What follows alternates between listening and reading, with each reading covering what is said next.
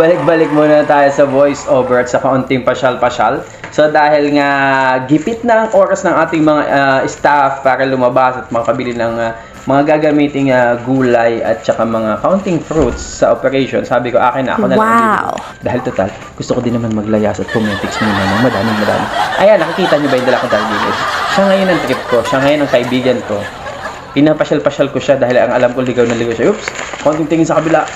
Diba? And of course, I changed the view of the camera at pinakita ko sa inyo na din sa lugar namin pag gabi wala nang masyadong taong naglalakad kasi yung likod na yan hindi na siya yung BCR. Yung BCR na dun sa may banda. Siyempre, sa harap, sa highway. And kung makikita nyo dito, ganito dito. See? Ang construction area, ang mga bakal, ang mga bato, semento, pati yung buhangin nila. Yan ang buhangin nila. Akala mo putik din, pero buhangin nila. Ayan ang mga pinakamamahal nating paleta. Lalo na ako, mahilig ako sa paleta. Hindi po yan nawawala dyan. Kasi hindi dito uso yung mga bakal na binibenta at bote. Pero kung nasa Pilipinas yan, nako, maghanda ka. And there we go. Lakad-lakad kami ng bago kong kaibigan na si Blue. Tawagin natin siya sa pangalan Blue. Hi, Blue! Hello! Lumilingon-lingon pa kami kasi baka baga kami nung kotse makatras. Tuloy-tuloy lang sa lakad at tinanong ko siya, saan ka pupunta?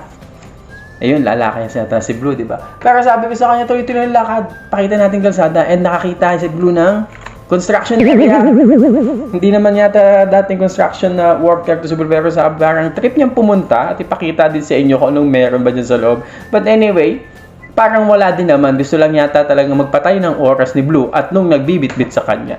Ayun na si Blue, tatambay kami muna. Tignan nyo. Ganyang kalawak ang mga kinoconstruct dito. Pero ang alam ko, bahay lang ang itatayo dyan, di ba? Lawak, no? Oh, gusto mo ba dito, Blue? Tingin ka dun sa kanan. Ayun, may bundok. Ano nasa kaliwa mo? Lahat wala kang makita. Pero halika na, uwi na tayo. Oops, papaiwan pa talaga. Halika na. Yung baliw lang si boss.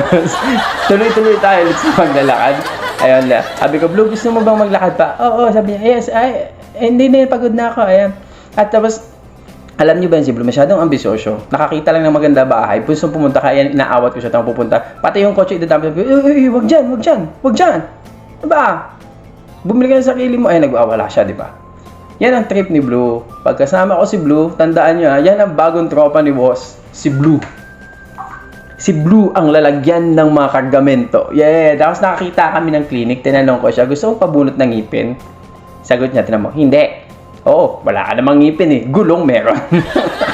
At eto na nga yung small na tindahan ng mga gulay at prutas dito. Pero di ka, ang ganda. Ito ang tuwa siya, di ba? Sabi niya, yes, papasok ako. Ayun, umikot-ikot muna kami ng konti kasama si tropang Blue natin. Sobrang likot niya. Tignan niyo, may patatagilid, patatama pa siya sa gilid, di ba?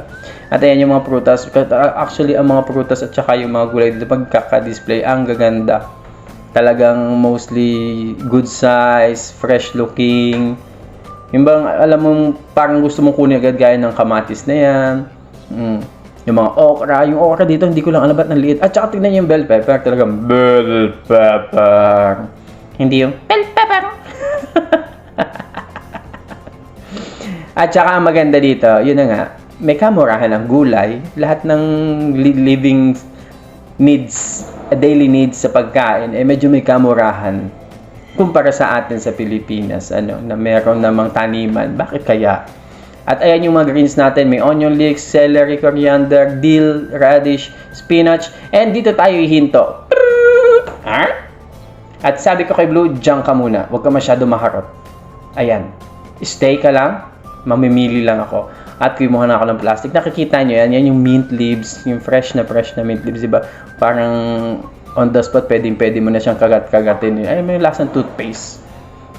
Napakadaming purpose ng mint leaves na yan, mga tropa. Pwede mong ilagay sa drinks, pwede mong ilagay sa foods, anywhere you want. At, ayan, alam niyo kung ba't kami lalabas ni Blue. Kaso ayaw niya, lumabas ka, labas. Gusto pa nito, tinutulak-tulak na pa. Kasi nga, naghahanap kami ng mas malaking cart. Kaya sabi ko kay Blue, diyan ka na muna.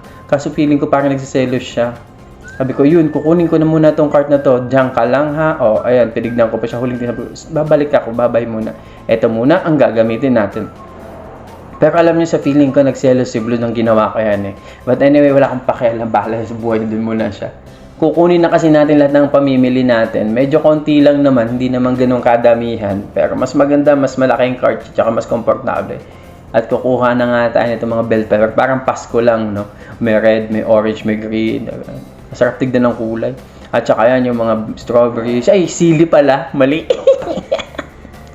Nakita na ko doon sa mga sili. Tsaka yung, ayan, nakita mo yung nyog nila. Napakaliit.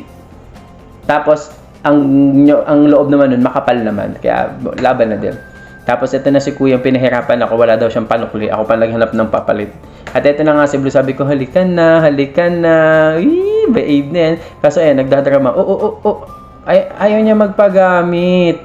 Nagwawala siya, kasi nga, bakit ko daw ginamit yung malaki? Andiyan naman siya. Kinausap ko, sabi ko, tropa, kailangan ko mas malaki para kasi ayan, nalagpalagay naman, pero ayan, nagwawala pa rin ako. Ayoko na, tama na. Yeah, dirty na shoes mo. Ayan, hanggang bumehave na siya kasi nabahuan niya tapos sapatos. Hanggang sa nakauwi kami, and that's it!